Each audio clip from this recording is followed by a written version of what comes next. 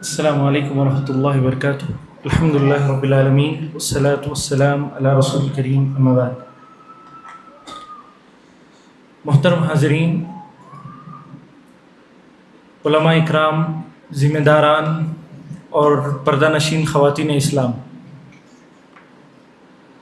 سب سے پہلے تو میں اللہ سبحانہ و تعالیٰ کا شکر ادا کرتا ہوں کہ اللہ سبحانہ و تعالیٰ نے ہمیں اور آپ کو اس علمی مجلس کا حصہ بننے کی توفیق عطا فرمائی۔ حاضرین، ہم جس دور میں جی رہے ہیں وہ بہت ہی فتنوں والا دور ہے۔ اس فتنوں والے دور میں ہمارے بچوں کے لیے اگر کوئی چیز ڈھال بنے گی، ہمارے بچوں کے لیے کوئی چیز ایسی ہوگی جو ان کی 24 گھنٹے مکمل طور پر حفاظت کرے گی ان تمام فتنوں سے، تو کون سی چیز ہے؟ صرف اور صرف یہ دینی تعلیم۔ میرے بھائیوں، یہ کوئی چھوٹی موٹی چیز نہیں ہے۔ فتنے آج گھروں کے باہر نہیں ہیں، گھروں کے اندر، کمروں کے اندر، ہر جگہ فتنے پہنچ گئے ہیں۔ کوئی اسکول، کوئی مدرسہ، کوئی گھر، کوئی علاقہ، کوئی محلہ فتنوں سے محفوظ نہیں ہے۔ ہر جگہ فتنے پائے جا رہے ہیں، ہر قدم پر فتنے پائے جا رہے ہیں۔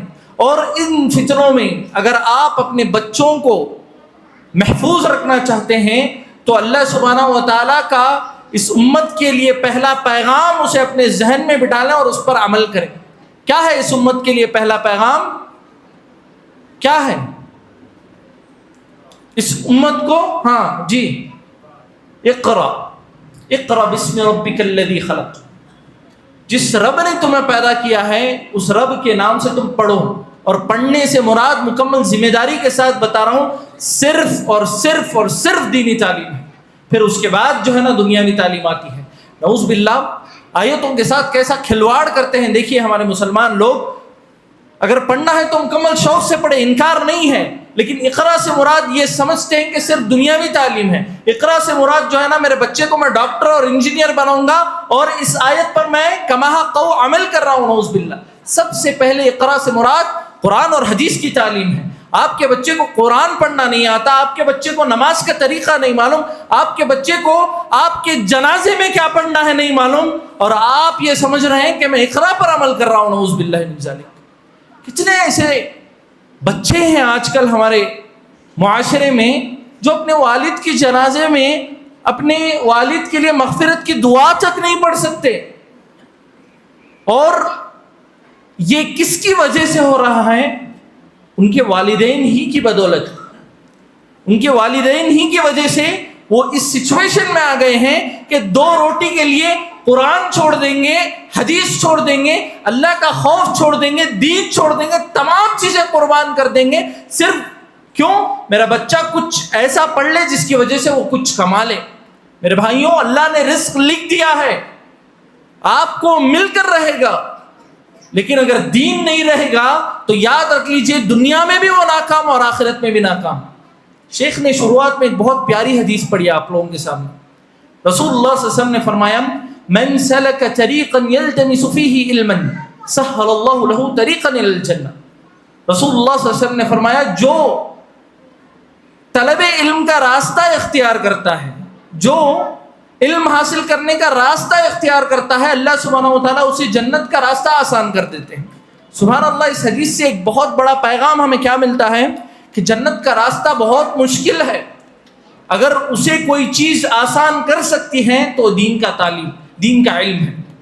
یہ دین کا علم اس جنت کے دشوار راستے کو آسان بنا دے گا۔ اور میرے بھائیوں، میں مکمل ذمہ داری کے ساتھ آپ لوگوں کے سامنے بتا دوں، ہماری تربیتوں میں وہ دم خم نہیں ہے، ہماری تربیتوں میں وہ طاقت نہیں ہے جو اس دین کی تعلیم میں ہے۔ ہم یہ سمجھتے ہیں کہ ہم ہمارے بچوں کی اچھی تربیت کر رہے ہیں، انہیں اچھا جو ہے اخلاق سکھا رہے ہیں، اچھا ماحول دے رہے ہیں، لیکن ہماری تربیت میں وہ طاقت نہیں ہے۔ ہمارے سامنے بچہ اچھا ہے، ہمارے پیچھے کیا کر رہا ہے ہمیں نہیں پتا۔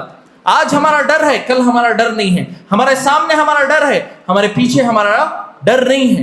اگر بچوں کے دل میں اللہ کا ڈر بٹھا دیں گے تو ہمارے سامنے بھی صحیح رہے گا، ہمارے پیچھے بھی صحیح رہے گا، ہمارے دنیا میں رہنے پر بھی صحیح رہے گا، ہمارے دنیا کے جانے کے بعد بھی وہ مکمل طور پر صحیح رہے گا۔ لیکن شرط کیا ہے؟ ہمیں یہ سمجھنا پڑے گا کہ آج کے اس دور میں ایک ہی چیز ہے, کوئی اور چیز نہیں ہے جو آپ کے بچوں کو مکمل طور پر حفاظت کے ساتھ جنت پہنچا سکتی ہے, وہ صرف اور صرف دینی تعلیم. اللہ کے لیے اس کی اہمیت کو سمجھیں. میرے ایک ساتھی 2 دن پہلے کی بات ہے, میرے ایک ساتھی میرے پاس ایک بچے کو لے کر آتے ہیں اور وہ بچے کی عمر تقریباً 10-11 سال کی ہے, اور بلا کر اس سے پوچھا جاتا ہے ہمارے نبی کا نام کیا ہے, اور وہ بچہ مکمل طور پر خاموش ہے. ہمارے نبی کا نام اسے نہیں پتا. اسے ہر کرکٹر کا نام پتا ہے, ہر ہیرو کا نام پتا ہے, تمام لوگوں کا نام پتا ہے, لیکن ہمارے نبی کا نام اسے نہیں پتا, جبکہ ان کے والد کے نام میں محمد ہے. سبحان اللہ. اشارے دینے کے باوجود میں رکا رہا, شاید بچہ ڈر گیا ہے, لیکن حقیقت میں اسے نہیں پتا ہے. یہ آج ہمارے بچوں کی حالت ہے. 14 فروری ابھی گزرا ہے ہمارے سر پر سے.